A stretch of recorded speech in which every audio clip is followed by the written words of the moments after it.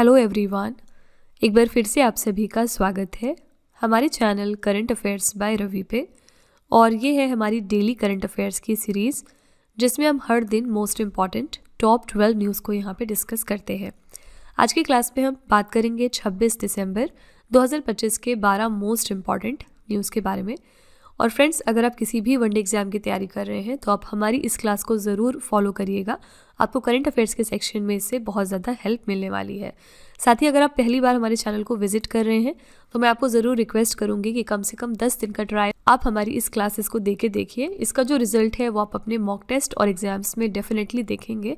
Current affairs के section में जो आपका स्कोर है वो बढ़ता जाएगा, क्योंकि हमारी इन क्लासेस की खासियत ये है कि हम ना सिर्फ करंट अफेयर्स पे फोकस करते हैं उस दिन के, बल्कि हम आपको रिवीजन भी बहुत कुछ करवाते हैं। ठीक है, तो बेसिकली जैसा कि आप जानते हैं कि करंट अफेयर्स को पढ़ने का एकमात्र तरीका रिवीजन होता है, तो इसी चीज़ को ध्यान में रखते हुए हम आपको ये सिखाते हैं कि किस तरह से आपको प्रॉपरली रिवाइज करना है और किस तरह से आपको चीज़ों को कनेक्ट और रिलेट करके ध्यान में रखना है। ठीक है, तो चलिए हम आज की अपनी क्लास स्टार्ट कर लेते हैं। और सबसे पहले हम आते हैं क्विक रिवीजन के तरफ, यानी कि हमने एक दिन पहले जो भी टॉप 12 करंट अफेयर्स किए होते हैं उनको यहाँ पर हम दोबारा से सरसरी निगाह से रिवाइज करते हैं। ओके, तो कल के हमारे टॉप 12 करंट अफेयर्स थे, इनको एक बार हम क्विकली देख लेते हैं। कल का हमने पहला क्वेश्चन किया था, दिसंबर 2025 में प्रधानमंत्री मोदी जी ने राष्ट्र प्रेरणा स्थल देश को कहाँ पर समर्पित किया है? तो उत्तर प्रदेश के लखनऊ शहर में। सेकेंड क्वेश्चन हमने किया था, किस स्पेस एजेंसी ने AST स्पेस मोबाइल के ब्लू बर्ड ब्लॉक 2 उपग्रह को लॉन्च किया है? तो इसरो ने किया। कौन से रॉकेट का यहाँ पर यूज़ किया गया है? LVM-3M6, जिसको आप बाहुबली के नाम से जानते हैं। ठीक है, क्वेश्चन नंबर 3 हमने किया था, badminton tournament BWF world tour finals 2025 में महिला एकल का खिताब किसने जीत लिया है? ये है प्लेयर दक्षिण कोरिया की, इनका नाम है एन से यंग। पुरुष एकल में विजेता थे फ्रांस के प्लेयर क्रिस्टो पोपोव। ठीक है, चौथा क्वेश्चन हमने किया था, दिसंबर 2025 में किस राज्य विधानसभा ने गुरु तेग बहादुर जी की शहादत की 350वीं वर्षगांठ मनाने के लिए प्रस्ताव पारित कर दिया है? तो ये है हरियाणा की सरकार ने। नेक्स्ट है, नकली नोटों से सुरक्षा बढ़ाने के लिए किस देश ने दिसंबर 2025 में अपना पहला पॉलीमर बैंक नोट लॉन्च कर दिया? ये किया है ओमान देश ने। ओमान की मुद्रा क्या है? यहाँ पर कौन सी मुद्रा चलती है? रियाल। ठीक है, क्वेश्चन नंबर 6 था, दिसंबर 2025 में भारत ने किस देश के साथ अपने 7वें प्रमुख मुक्त व्यापार समझौते पर हस्ताक्षर किए हैं? तो ये देश है न्यूजीलैंड। क्वेश्चन नंबर 7 हमने किया था, दिसंबर 2025 में 40 वर्षों की सेवा के बाद भारतीय नौसेना की कौन सी पनडुब्बी है जो सेवा मुक्त की गई? ये है INS सिंधु घोष। नेक्स्ट है, किस राज्य या फिर केंद्र शासित प्रदेश ने केंद्र सरकार की स्वामित्व योजना के तहत भूमि विवादों को सुलझाने के लिए आबादी देह सर्वेक्षण को लॉन्च कर दिया है? तो यह है दिल्ली। ठीक है, नेक्स्ट था, किस देश ने दुनिया के सबसे बड़े परमाणु ऊर्जा संयंत्र काशीवाजाकी कारिवा को पुनः संचालित करने का निर्णय लिया है? तो ये देश है जापान। क्वेश्चन नंबर 10 है, दिसंबर 2025 में किस भारतीय प्रकाशक को फ्रांस के Chevalier de la Ordre des Arts et des Lettres पुरस्कार से सम्मानित किया गया? तो ये है रवि DC। कौन है ये? मलयालम प्रकाशक और DC बुक्स के प्रबंध निदेशक हैं। ठीक है, क्वेश्चन नंबर 11 हमने किया, प्रधानमंत्री मोदी ने दूसरे WHO global summit on traditional medicine के दौरान किस औषधीय पौधे पर स्मारक डाक टिकट जारी किया? तो ये कौन सा हमारा पौधा है? अश्वगंधा। और क्वेश्चन नंबर 12 हमने किया था, अंडर 19 क्रिकेट एशिया कप 2025 का खिताब किस देश ने जीत लिया है? पाकिस्तान ने। किस देश को हराकर? भारत को। और ये इवेंट कहाँ पर हुआ? UAE के दुबई शहर में। ठीक है, तो फ्रेंड्स, ये है हमारे टॉप 12 करंट अफेयर्स कल के। अगर आप इनको और अच्छे तरीके से समझना चाहते हैं, हर क्वेश्चन की डेप्थ तक जाना चाहते हैं, तो आप हमारा कल का लेक्चर ज़रूर रेफर करिएगा। वहाँ पर हमने हर क्वेश्चन को बहुत ही डिटेल में डिस्कस किया था। ठीक है, तो आज की क्लास को शुरू करने से पहले बस एक छोटी सी इन्फॉर्मेशन है आपके लिए। हमारी जो नवंबर मंथ की करंट अफेयर्स की ई बुक है 2025 के लिए, वो वेबसाइट पर लॉन्च की जा चुकी है। और इसके अलावा अगर आपको पिछले 11 महीने की करंट अफेयर्स का ई बुक चाहिए, जिसमें जनवरी से लेकर नवंबर 2025 तक के सारे इंपॉर्टेंट करंट अफेयर्स हो, तो ये वाली ब्रह्मास्त्र PDF भी आपको मिल जाएगी हमारी वेबसाइट www.ravibooks.pdf.com पर। ये एक छोटा सा सैम्पल है हमारी नवंबर मंथ की करंट अफेयर्स की ई बुक का। यहाँ पर हमने 500 से भी ज़्यादा क्वेश्चंस को डिस्कस किया है। आप यहाँ पर देख सकते हैं कि हर क्वेश्चन को हम किस तरह वेल एक्सप्लेन करते हैं। यहाँ पर हम highlights, important point, static GK और पिक्चर्स का इस्तेमाल करते हैं ताकि आपको हर क्वेश्चन की प्रॉपर अंडरस्टैंडिंग हो सके। ठीक है, तो अगर आप इंटरेस्टेड हैं, अगर आप हमारी इन ई बुक्स को परचेज करना चाहते हैं, तो ये वेबसाइट है, आप यहाँ पर जाकर इनको ज़रूर चेकआउट कर लीजिएगा। चलिए हम आज की क्लास अपनी स्टार्ट कर लेते हैं और देखेंगे कि पहला क्वेश्चन आज का क्या है। आज का पहला प्रश्न है, दुनिया की पहली आर्टिफिशियल इंटेलिजेंस लैब असिस्टेंट प्रणाली जिसका नाम है आइला, ये किस संस्थान ने विकसित कर ली है? तो आपसे पूछ रहे हैं कि कौन सी इंस्टीट्यूशन है जिसने दुनिया की पहली एआई लैब असिस्टेंट सिस्टम जिसका नाम रखा गया आइला, ये डेवलप कर लिया है। करेक्ट आंसर हो जाएगा बी ऑप्शन, यहाँ पर आईआईटी दिल्ली। ठीक है, नाम जरूर याद रखिएगा कि दुनिया की जो पहली एआई लैब असिस्टेंट सिस्टम है उसका नाम क्या है, तो आइला। फुल फॉर्म इसका क्या होता है, artificially intelligent lab assistant. IIT Delhi ने दुनिया की पहली एआई लैब असिस्टेंट प्रणाली विकसित कर ली है जो बिल्कुल मानव वैज्ञानिक की तरह प्रयोगशालाओं में स्वयं प्रयोग कर सकती है। ठीक है, ये प्रणाली आईआईटी दिल्ली ने डेनमार्क और जर्मनी के वैज्ञानिकों के सहयोग से विकसित किया है। तो कौन से देश के वैज्ञानिकों ने हेल्प की है इसमें, ये भी याद रखिएगा, डेनमार्क और जर्मनी के वैज्ञानिकों ने। ठीक है, तो फुल फॉर्म आइला का क्या हुआ, आर्टिफिशियली इंटेलिजेंट लैब असिस्टेंट, और इसको डेवलप किया आईआईटी दिल्ली ने। यहाँ पे आईआईटी दिल्ली जो ऑप्शन में दिया हुआ है, इसके बारे में एक और इम्पॉर्टेंट करंट अफेयर्स 2025 का हम क्या जानते हैं। आईआईटी दिल्ली ने पहली बार अपना जो आउटसाइड इंडिया कैंपस डाला था वो इसी साल डाला है, और कहाँ पर डाला है, अबू धाबी में डाला है। ठीक है, तो आपसे एग्जाम में पूछा जा सकता है कि जो इनका पहला आउटसाइड इंडिया कैंपस है वो कहाँ पर डाला गया, यूएई के अबू धाबी में। ओके, इसी तरह से आईआईटी मद्रास ने अपना पहला आउटसाइड इंडिया कैंपस कहाँ पर डाला था, तो ज़ांज़ीबार में डाला था। ठीक है, अभी इस साल नहीं डाला था, पहले ही डाल चुके हैं ये ऑलरेडी। ज़ांज़ीबार कहाँ पर लोकेटेड है, तंजानिया देश में। तो हर आईआईटी अलग अलग देश में अपना पहला आउटसाइड इंडिया कैंपस डालती है। ठीक है, यहाँ पर हमने आर्टिफिशियल इंटेलिजेंस की बात करी है, तो चलिए हम 2025 के कुछ important artificial intelligence related current affairs को रिवाइज कर लेते हैं। और यहाँ पर जो पहला क्वेश्चन है एक्सट्रीमली इंपॉर्टेंट है। डायला नामक दुनिया का पहला एआई मंत्री किसने नियुक्त किया है, तो अल्बानिया देश ने। ठीक है, और याद रखिएगा उल्टा करके भी पूछ सकते हैं कि अल्बानिया ने जो अपना पहला एआई मंत्री नियुक्त किया है उसका नाम क्या रखा था, उसका नाम डायला रखा था। सेकंड क्वेश्चन है, एआई और बिग डेटा एनालिटिक्स आधारित सड़क सुरक्षा पायलट परियोजना शुरू करने वाला भारत का पहला राज्य कौन सा बन गया, ये है उत्तर प्रदेश। नेक्स्ट है, दुनिया के पहले एआई आधारित टूल जिसका नाम है एम नाश, इसके उपयोग की स्वीकृति किसने दे दी है, तो US food and drug administration ने। नेक्स्ट है, टैक्स प्रज्ञा नामक एआई पावर्ड प्लेटफॉर्म किसने लॉन्च किया, इसको लॉन्च किया है डेलॉयट इंडिया ने। नेक्स्ट है, कैंसर को डिकोड करने के लिए एआई टूल ऑनको मार्क किसने विकसित किया है, तो भारत ने।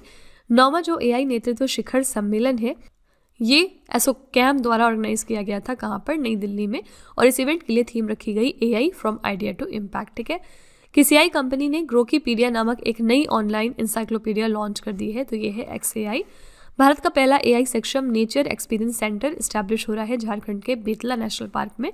दुनिया का पहला एआई संचालित बैंक राइट बैंक किसने लॉन्च किया है, मलेशिया देश ने। ठीक है, तो ये आपके 2025 के कुछ most important AI related current affairs हैं।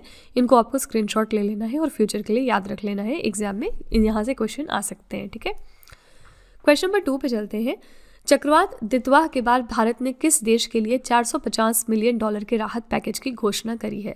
आपको सिंपली बताना है कि साइक्लोन दितवा ने कौन से देश को इफेक्ट किया है। करेक्ट आंसर है सी ऑप्शन, श्रीलंका।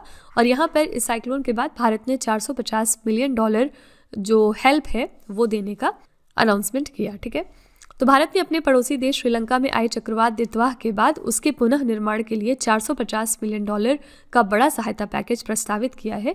इस पैकेज का जो वित्तीय ढांचा है वो किस तरह है, $350 मिलियन का कर्ज ये दे रहे हैं और $100 मिलियन का अनुदान यानी ग्रांट। ये जो ग्रांट हम देते हैं इसको मतलब वापस नहीं लिया जाता। ठीक है, कर्ज तो इस फॉर्म में दिया जा रहा है कि जब श्रीलंका डेवलप्ड हो जाएगा तो $350 मिलियन वापस करेगा, लेकिन ये जो हम एक्स्ट्रा $100 मिलियन दे रहे हैं ये हमारी तरफ से एक अनुदान या ग्रांट या गिफ्ट है। ठीक है, तो चक्रवात दितवाह से प्रभावित श्रीलंका को मानवीय सहायता और बचाव कर्मी भेजने के लिए भारत ने ऑपरेशन सागर बंधु की शुरुआत करी थी। ठीक है, ये इंपॉर्टेंट है, आपसे एग्जाम में अक्सर पूछा जाएगा कि ऑपरेशन सागर बंधु को किस देश की हेल्प के लिए हमने लॉन्च किया था, तो श्रीलंका के लिए। ठीक है, चक्रवात दितवाह का नाम जो है वो यमन देश ने दिया है। इस क्वेश्चन से बहुत सारी चीज़ें आपसे पूछी जा सकती हैं। पहला क्वेश्चन ये बनेगा कि दितवाह जो साइक्लोन है इसने कौन से देश को इफेक्ट किया, तो श्रीलंका को। दूसरा क्वेश्चन ये बनेगा कि ऑपरेशन सागर बंधु इंडिया ने लॉन्च किया था किस देश की मदद के लिए, तो श्रीलंका की मदद के लिए।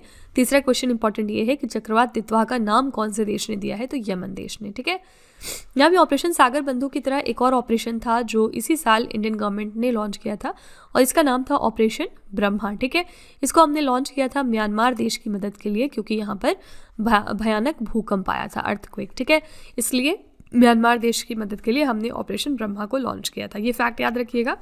दूसरी बात यहाँ पर हम करेंगे और साइक्लोन मोंथा के बारे में। साइक्लोन मोंथा अभी नवंबर मंथ में आया था और कहाँ से डेवलप हुआ था? बे ऑफ बंगाल से डेवलप हुआ, यानी बंगाल की खाड़ी से, और इसने हिट किया था हमारे ईस्टर्न कोस्ट को, जैसे कि आंध्र प्रदेश राज्य हो गया, उड़ीसा हो गया और तमिलनाडु जैसे राज्य, ये सारे राज्य जो हैं वो अफेक्टेड हुए थे बिकॉज ऑफ साइक्लोन मोंथा। ठीक है, इंपॉर्टेंट बात यह है कि साइक्लोन मोंथा का नाम कौन से देश ने रखा था? तो थाईलैंड देश ने। ये question back to back exams में देखा जा रहा है, तो याद रखिएगा कि ऑपरेशन मोंथा जो है उसका नाम किस देश ने दिया है? तो थाईलैंड देश ने। ओके, क्वेश्चन नंबर 3 पे चलते हैं। दिसंबर 2025 में केंद्र सरकार की साइबर एजेंसी CERT इन ने व्हाट्सएप उपयोगकर्ताओं को किस प्रकार के साइबर हमले के बारे में चेतावनी दी है? तो किस तरह का साइबर अटैक है जिसके बारे में सेंट्रल गवर्नमेंट की साइबर एजेंसी CERT इन ने व्हाट्सएप यूजर्स को वार्न किया है? करेक्ट आंसर हो जाएगा घोस्ट पेयरिंग हमला। ठीक है, ghost pairing attack, C option बिल्कुल सही है। CERT इन ने दिसंबर 2025 में व्हाट्सएप उपयोगकर्ताओं को घोस्ट पेयरिंग नामक साइबर हमले के बारे में चेतावनी दे दी है। यह हमला व्हाट्सएप के डिवाइस लिंकिंग फीचर की कमजोरी का फायदा उठाता है, जिसमें हैकर्स बिना पासवर्ड या सिम स्वैप के खाते पर पूर्ण नियंत्रण हासिल कर लेते हैं। ठीक है, इससे संदेश, छवियां और वीडियो जैसी जानकारी चुपचाप एक्सेस हो जाती है। तो यहाँ पे याद रखिएगा कि किस तरह का ये अटैक है, तो घोस्ट पेयरिंग अटैक। ठीक है, जैसा व्हाट्सएप है, व्हाट्सएप में हम देख रहे हैं कि सिक्योरिटी इश्यूज़ हैं। इस चीज़ को टैकल करने के लिए जो हमारी इंडियन आर्मी है, उन्होंने अपना एक खुद का प्लेटफॉर्म बनाया हुआ है और इस प्लेटफॉर्म का नाम है संभव। ठीक है, ये एक मतलब बहुत ही सीक्रेट तरह का कम्युनिकेशन प्लेटफॉर्म है और संभव का फुल फॉर्म है secure army mobile Bharat version. ठीक है, इसको इन्होंने सबसे ज़्यादा यूज़ किया था अभी रिसेंटली जब ऑपरेशन सिंदूर को कंडक्ट किया गया था पहलगाम अटैक के बाद। उस दौरान इंडियन आर्मी ने संभव प्लेटफॉर्म को अपने यूज़ किया था इंस्टेड ऑफ व्हाट्सएप। ठीक है, तो आपसे पूछा जा सकता है कि संभव नाम का जो एक कम्युनिकेशन प्लेटफॉर्म है वो कौन सी बॉडी हमारी यूज़ करती है? Indian army. Okay, question number 4 है, उच्चतम न्यायालय ने किस पक्षी के संरक्षण के लिए सौर ऊर्जा संयंत्रों और बिजली लाइनों पर प्रतिबंध लगाया है? तो किस बर्ड के कंजर्वेशन के लिए सुप्रीम कोर्ट ने रेस्ट्रिक्शंस लगा दिए हैं सोलर पावर प्लांट्स और पावर लाइंस के ऊपर? तो हम ये ऐसा कर रहे हैं ग्रेट इंडियन बस्टर्ड को प्रोटेक्ट करने के लिए। ठीक है, सी ऑप्शन यहाँ पर करेक्ट हो जाएगा। उच्चतम न्यायालय ने गंभीर रूप से लुप्त प्राय ग्रेट इंडियन बस्टर्ड के संरक्षण के लिए सौर ऊर्जा संयंत्रों और बिजली लाइनों पर प्रतिबंध लगाने का फैसला किया है। ये प्रतिबंध खासकर राजस्थान और गुजरात के संवेदनशील क्षेत्रों में लगाए गए हैं ताकि इस पक्षी को बिजली के तारों से टकराने से बचाया जा सके। ठीक है, वैज्ञानिक नाम इसका होता है अर्डियोटिस निग्रिकेप्स और ये राजस्थान का राज्य पक्षी है, ये बात याद रखिएगा। ओके, तो यहाँ पर करेक्ट आंसर है ग्रेट इंडियन बस्टर्ड। IUCN ने इनको कौन सी अपनी लिस्ट में रखा है? तो IUCN की रेड लिस्ट में ये क्रिटिकली इंडेंजर्ड की कैटेगरी में आते हैं। ठीक है, और IUCN के यहाँ पर बात करेंगे तो IUCN को हाल ही में ज्वाइन किया है एक देश ने जिसका नाम है तुवालू, और इसी के साथ ये इनका 90th नंबर का नेशन बना था। ठीक है, तो IUCN ज्वाइन करने वाली लेटेस्ट कंट्री बनी है तुवालू, ये इनकी 90th मेंबर कंट्री है। IUCN के बारे में एक और इम्पॉर्टेंट करंट अफेयर्स हम क्या जानते हैं? IUCN का एक होता है केंटन मिलर अवार्ड, और इस साल ये किस वजह से चर्चे में आया? क्योंकि इस साल इसको किसी भारतीय को दिया गया है, और भारतीय कौन है? इनका नाम है डॉक्टर सोनाली घोष। ठीक है, तो इसी के साथ डॉक्टर सोनाली घोष पहली इंडियन बनी है जिनको IUCN का केंटन मिलर अवार्ड मिला है। कौन है डॉक्टर सोनाली घोष? ये डायरेक्टर हैं काजीरंगा नेशनल पार्क में। काजीरंगा नेशनल पार्क कहाँ पर लोकेटेड है? असम राज्य में। ठीक है, तो ये सारे फैक्ट्स हैं, आपको ध्यान में रखने हैं। इस तरह से आपको चीज़ों को रिलेट करना है। ओके, क्वेश्चन नंबर 5 है, राष्ट्रपति द्रौपदी मुर्मू ने किसे मरणोपरांत विज्ञान रत्न पुरस्कार 2025 से सम्मानित किया है? तो किसे विज्ञान रत्न अवार्ड 2025 दिया गया पोस्टमसली प्रेसिडेंट द्रौपदी मुर्मू के द्वारा? करेक्ट आंसर हो जाएगा ए ऑप्शन, जयंत विष्णु नार्लिकर। ठीक है, तो राष्ट्रपति द्रौपदी मुर्मू ने प्रसिद्ध खगोल भौतिक विज्ञानी प्रोफेसर जयंत विष्णु नार्लिकर को मरणोपरांत विज्ञान रत्न पुरस्कार 2025 से सम्मानित किया है। ये राष्ट्रीय विज्ञान पुरस्कारों का दूसरा संस्करण था। इस वर्ष कुल 24 वैज्ञानिकों को 4 श्रेणियों में सम्मान दिया गया: विज्ञान रत्न, विज्ञान श्री, विज्ञान युवा शांति स्वरूप भटनागर और विज्ञान टीम। ठीक है, ये जो अवार्ड था ये अरोमा मिशन टीम को दिया गया। ठीक है, तो यहाँ पे याद रखिएगा करेक्ट आंसर हो जाएगा ए ऑप्शन, जयंत विष्णु नार्लिकर। ठीक है, क्वेश्चन नंबर 6 पे चलते हैं। हिंदी साहित्य के प्रसिद्ध लेखक हैं विनोद कुमार शुक्ला, इनका निधन हो गया हाल ही में। उन्हें किस वर्ष ज्ञानपीठ पुरस्कार मिला था? तो ये रिनाउंड राइटर है हिंदी लिटरेचर के विनोद कुमार शुक्ला, हाल ही में इनका निधन हुआ है और इनको जननपीठ अवार्ड अभी इसी साल दिया गया 2025 में। 59th एडिशन का जो जननपीठ अवार्ड था वो इनको दिया गया था। ठीक है, इसके बारे में हम ऑलरेडी बहुत बार पढ़ चुके थे जब हम अवार्ड्स एंड ऑनर्स वाली अपनी वीडियो कर रहे थे। वहाँ पर हमने पढ़ा था कि जो 59 नंबर का ज्ञानपीठ अवार्ड था इस साल का, वो दिया गया विनोद कुमार शुक्ला को इसी साल, लेकिन हाल ही में इनका निधन हो गया। ठीक है, तो हिंदी के प्रख्यात साहित्यकार हैं विनोद कुमार शुक्ला और इनका निधन छत्तीसगढ़ के रायपुर में एम्स में इलाज के दौरान हो गया था। उनके संपूर्ण साहित्यिक योगदान के लिए 2025 में उन्हें 59th एडिशन का ज्ञानपीठ पुरस्कार दिया गया है। उन्हें उनके प्रसिद्ध उपन्यास दीवार में एक खिड़की रहती थी उसके लिए 1999 में साहित्य अकादमी पुरस्कार भी दिया गया था। उनका पहला उपन्यास है नौकर की कमीज, जिस पर फिल्म भी बनी है। ठीक है, तो यहाँ पे याद रखिएगा कि हाल ही में इनका निधन हो गया।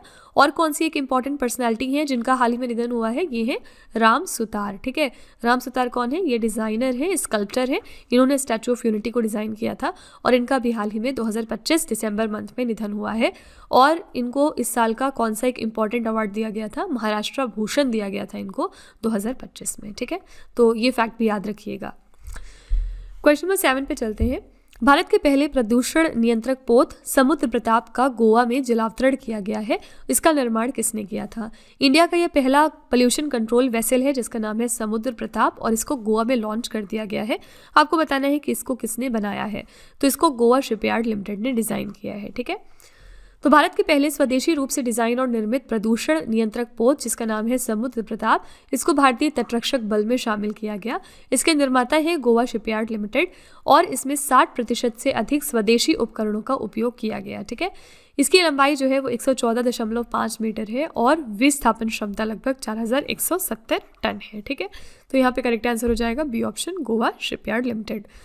इसके अलावा हमारी कौन सी एक इंडियन नेवी की सबमरीन है जिसको हाल ही में डीकमीशन किया हमने 40 साल की उसकी सर्विस के बाद? ये थी हमारी Indian navy ship Sindhu Ghosh. ठीक है, इसके 40 साल पूरे हो गए जिसके बाद हमने हाल ही में इसको डीकमीशन किया है।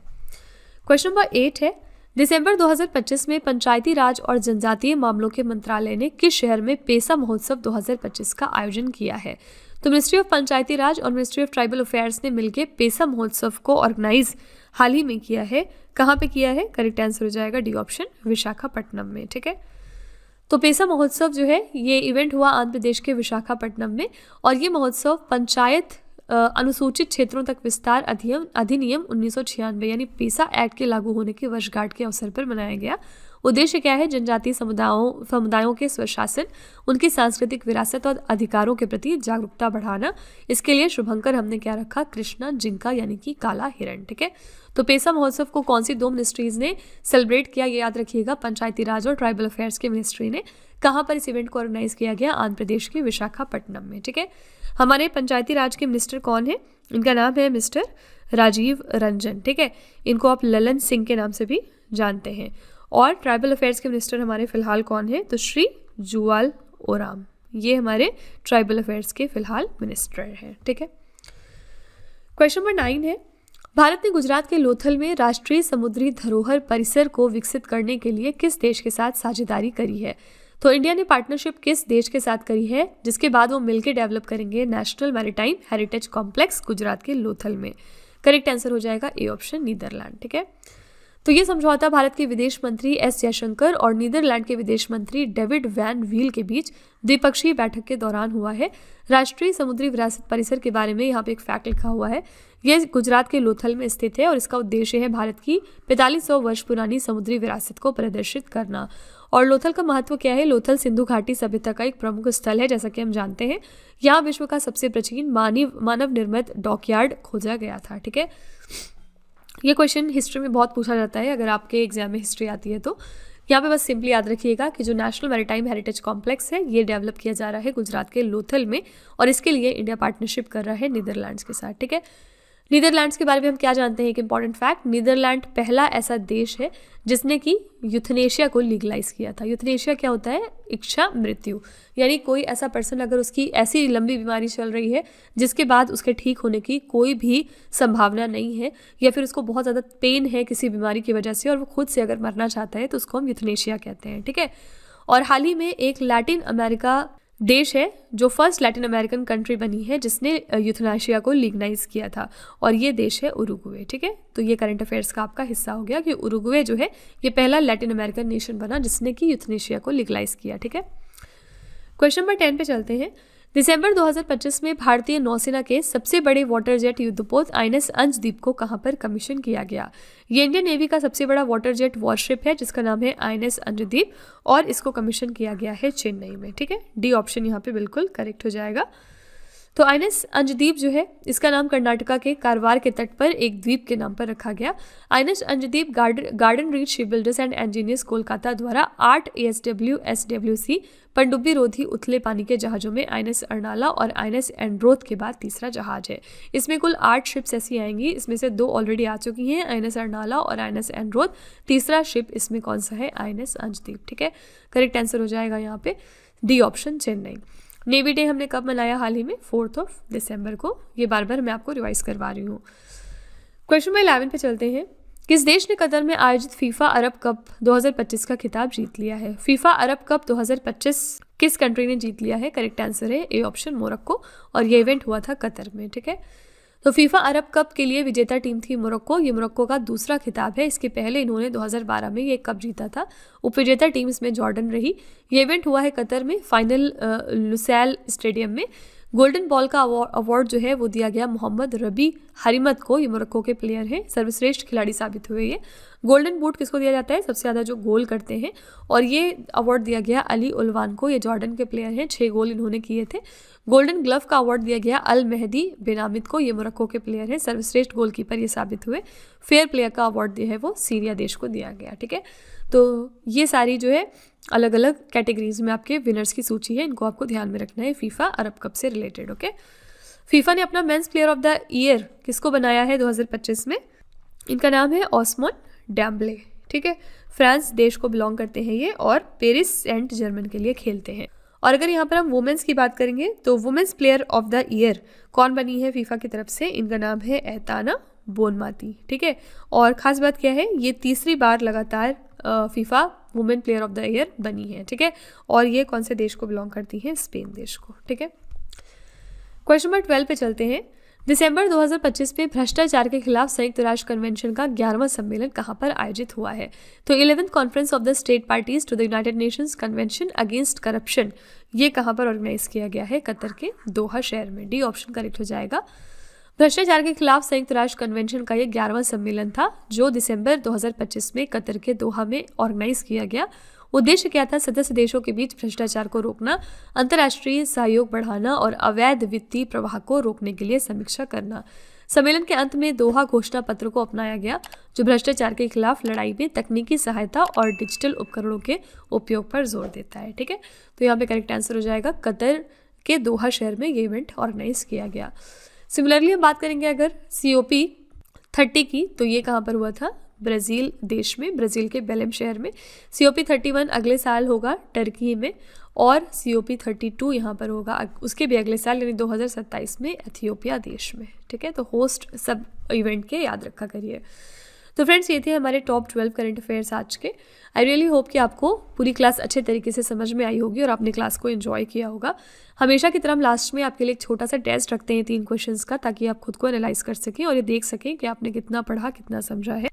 आज का पहला क्वेश्चन है आपके लिए, चक्रवात दितवाह के बाद भारत ने किस देश के लिए $450 मिलियन के राहत पैकेज की घोषणा करी है? दूसरा प्रश्न है, हिंदी साहित्य के प्रसिद्ध लेखक विनोद कुमार शुक्ला का निधन हो गया, उन्हें किस वर्ष ज्ञानपीठ पुरस्कार दिया गया?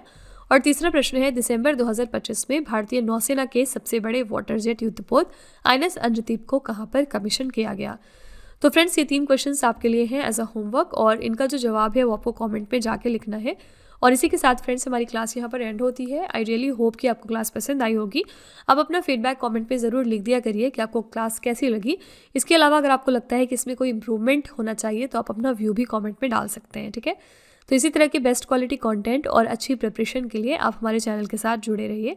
मिलते हैं अगली क्लास में एक और इम्पॉर्टेंट टॉपिक के साथ। Till then stay tuned. Thank you so much for watching. Also don't forget to like, share and subscribe our channel.